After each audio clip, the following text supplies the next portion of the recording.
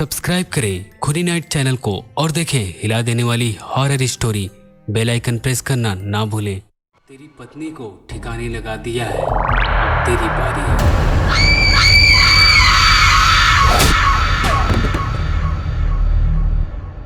इस खौफनाक घटना की शुरुआत तब हुई जब अंजलि और मैं रात के करीब 10 बजे पिकनिक से लौट रहे थे। हम दोनों ऐसे ही आपस में बात कर रहे थे, तभी मोबाइल में नोटिफिकेशन आया। अंजलि ने मोबाइल निकाला और नोटिफिकेशन चेक किया। कुछ देर वो शांत रही। मेरे पूछने पर उसने बताया, निखिल यार क्या बताऊं, आजकल अफवाहों का दौर चल पड़ा है, लोग अजीबोगरीब बातें करते हैं। मैंने पूछा हुआ क्या, बताओगे भी? उसने कहा, भला ब्लडी मैरी 3 बार बोलने से कोई शैतान आ जाएगी? नॉनसेंस कुछ भी बोलते रहते हैं। बातों बातों में हम कब घर पहुंच गए हमें पता ही नहीं चला। अंजलि की आंखें नम थी, शायद उसको पहले की घटना याद आ गई जब हमारी लाडली बेटी अपने आप को कमरे में बंद करके आत्महत्या कर ली थी। मैं अंजलि से बोला, भूल जाओ उन बातों को।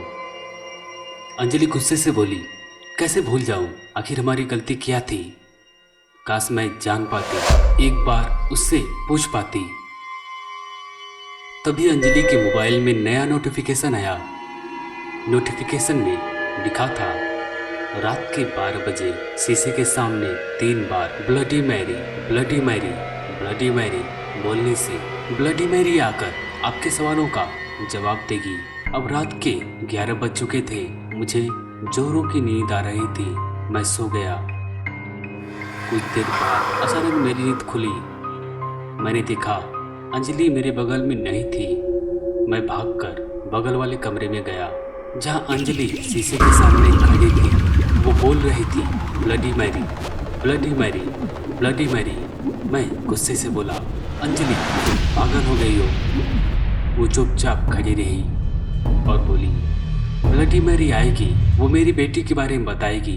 ब्लडी मैरी आएगी, वो मुझे मेरी बेटी के बारे में बताएगी। मुझे उसकी बेवकूफ़ी पर गुस्सा आया, पर मैं कर भी क्या सकता था?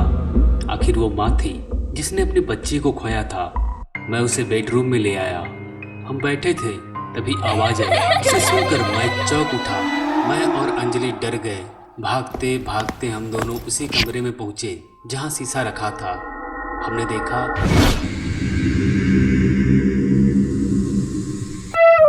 शीशा टूटा हुआ था और फर्श पर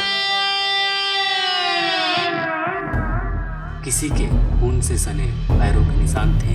मैं और अंजलि वहां से भागे। मैं आगे और अंजलि पीछे पीछे आ रही थी। तभी अंजलि चीखी। मैं पीछे मुड़कर देखा तो वहां कोई नहीं था। मैं कांप उठा। मैं अंजलि को ढूंढने अगले कमरे में गया।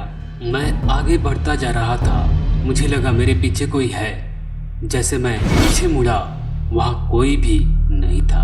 मैं दौड़कर भागा और कमरे में पहुंचा। देखा मेरे सामने अंजलि थी।